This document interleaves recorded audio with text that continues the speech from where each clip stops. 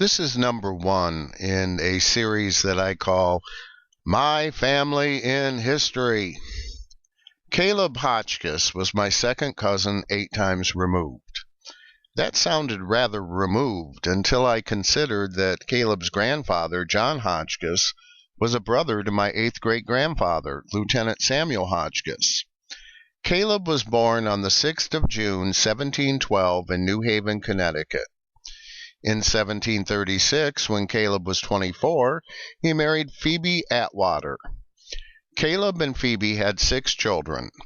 Caleb was a captain of Spencer's Continental Regiment in the Revolutionary War, as was his son Stephen, born about 1738. His son Jonah, born 1745, was also a soldier in the Revolution. Now let's go back to July 1779, when Caleb was 68 and his sons mentioned were 41 and 34. William Tryon, the Loyalist governor of New York and a military commander, espoused a theory of desolation warfare that targeted civilian property in an effort to demoralize the population. Tryon had the opportunity to put this into practice when he was authorized by British General Henry Clinton to conduct raids in Connecticut. Here, on July 5, 1779, at Black Rock Fort, with New Haven in the distance, 18 men under Lieutenant Daniel Bishop fired upon and engaged Tryon's far superior force of 700 that landed at East Haven. They spiked their guns, attempted to withdraw, and were captured. Other British forces landed in West Haven and proceeded to New Haven, where, per the July 14, 1779 Connecticut Gazette, committed the brutal ravishment of women, the wanton and malicious destruction of property, the burning of the stores on the wharf, and 8 houses in East Haven, and carried away between 30 and 40 of their inhabitants. The Connecticut Gazette reported that the Americans lost 27 killed and 19 wounded. Among the patriots that went forth to meet the invaders were Caleb and Jonah Hotchkiss. Mr. Caleb Hotchkiss was shot dead by the enemy just as they entered the town.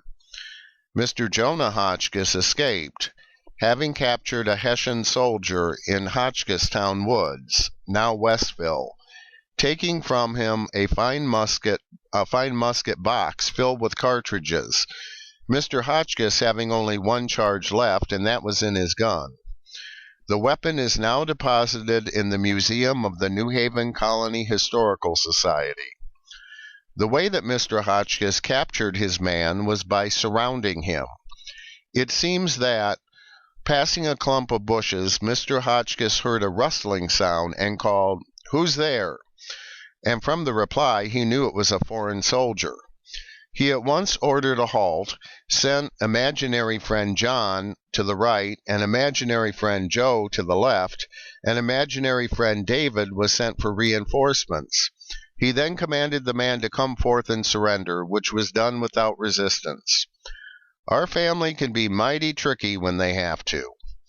The Hessian was taken to the dwelling of his captor, and there remained several days, being kindly treated. When it became known that Jonah's father Caleb had been killed in the fight, Jonah Hotchkiss said to him, "If I had known that your people had killed my father, I would not have spared you." The Hessian at last asked permission to go, and it was granted.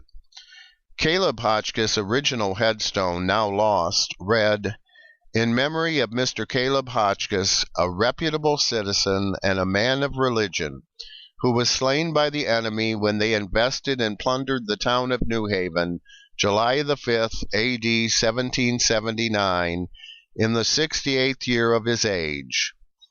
At the time that this occurred, Jonas had been married 7 years and had 3 children with his wife Elizabeth Atwater, namely 2 daughters, Elizabeth and Susanna, born right before the Revolution, and a son, Ezra Hotchkiss, born during. In 1781, Jonah had a son, Russell, and in 1786, a son, Elias.